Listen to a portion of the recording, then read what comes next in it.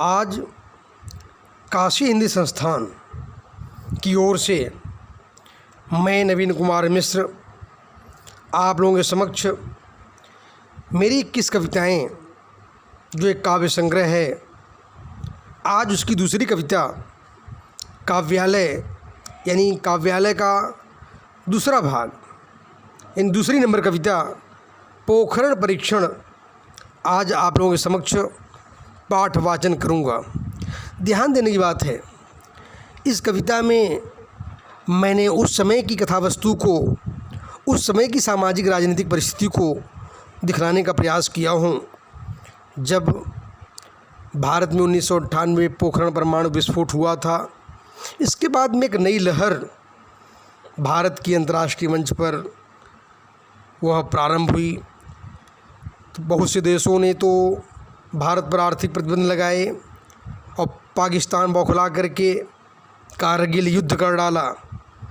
तो उस समय भारतीय फ़ौज ने कारगिल युद्ध में पाकिस्तानी फ़ौज का, यानी उसमें आतंकवादी थे, पाकिस्तानी फ़ौज थी, सबको परास्त किया। तब उस समय पूरा विश्व समुदाय जो है बौखला उठता है कि अब क्या होगा, कहीं भारत वाकई अपने परमाणु शक्ति का प्रयोग न कर दे। क्योंकि उस समय, आज भी भारत की जो सामरिक शक्ति है अंतर्राष्ट्रीय मंच पर, वो अपने अलग रूप में है। भले ही भारत वसुधैव कुटुंबकम की चर्चा करता है और सर्वे भवन्ति सुखिनः की चर्चा करता है, लेकिन स्थिति जब विषम परिस्थिति बन जाती है तो ऐसे समय में कठोर निर्णय लेने में, यानी भयंकर युद्ध करने में भी भारत पीछे हटने वाला राष्ट्र नहीं है। उस समय पाकिस्तान के राष्ट्रपति परवेज़ मुशर्रफ थे और भारत के प्रधानमंत्री अटल बिहारी वाजपेयी। यानी सोचने वाली बात है कि भारतीय प्रधानमंत्री अटल बिहारी वाजपेयी जी वह राष्ट्रवादी व्यक्ति थे, थोड़े उदारवादी भावनात्मक दर्शनों को मानने वाले थे।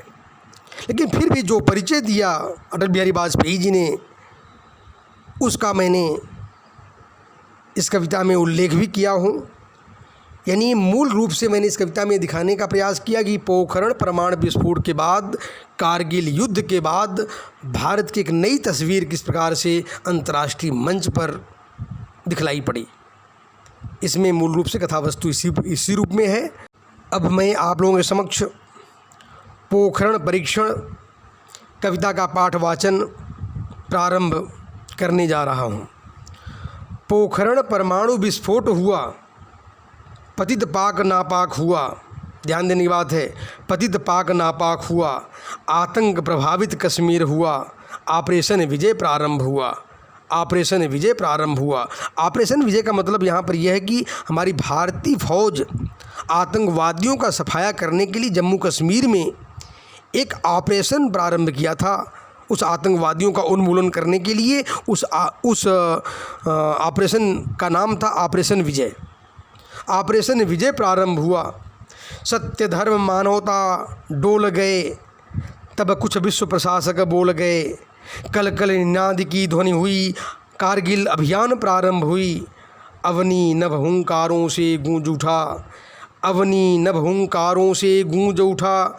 सागर में नवीन तरंग उठा, नव प्रतिभा का उद्घोष हुआ। कायर परिवेज परास्त हुआ, कायर परिवेज परास्त हुआ। शांति धर्म मानवता का नव उद्घोष हुआ। पोखरण परमाणु विस्फोट हुआ। अटल की अटलता बोल उठी, अटल की अटलता बोल उठी। नापाक वेदना करा उठी। अराती सैन्य सिंधु में, अराती सैन्य सिंधु में अमृत तो छाया। मातृभूमि ने शौर्य का नव तेज पाया। मनु की मानवता जाग उठी, सप्त सिंधु में नव तरंग उठी। सप्त सिंधु में नव तरंग उठी। नापाक पाग करा उठा, नापाक पाग करा उठा। विश्व नेतृत्व तब बोल उठा, शांति प्रयास तब तेज हुआ। जब पतित पाक नापाक हुआ, शांति धर्म मानवता का नव उद्घोष हुआ। जब पोखरण परमाणु विस्फोट हुआ, जब पोखरण परमाणु विस्फोट हुआ। अर्थात यहाँ पर अंत में मैंने ये बताने का प्रयास किया हूँ कि जब कारगिल अभियान प्रारंभ हुआ और इसके बाद पाकिस्तानी फ़ौज हथियार डाल दी, यानी हथियार डालने के बाद पूरा विश्व नेतृत्व किस प्रकार से शांति प्रयास के लिए लग गए कि शांति प्रयास की प्रक्रिया तेज़ होनी चाहिए, अन्यथा भारत कुछ कर बैठेगा। वह उदारवादी और वसुधैव कुटुंबकम की चर्चा करने वाले वो वाजपेयी जी कुछ कर न बैठें।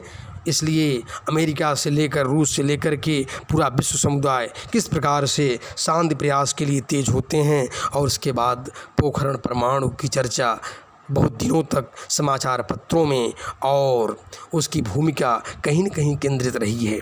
इसलिए कविता पोखरण परमाणु विस्फोट की जो चर्चा है वह पूर्ण रूप से राष्ट्रीय चिंतन से परिमार्जित है। धन्यवाद।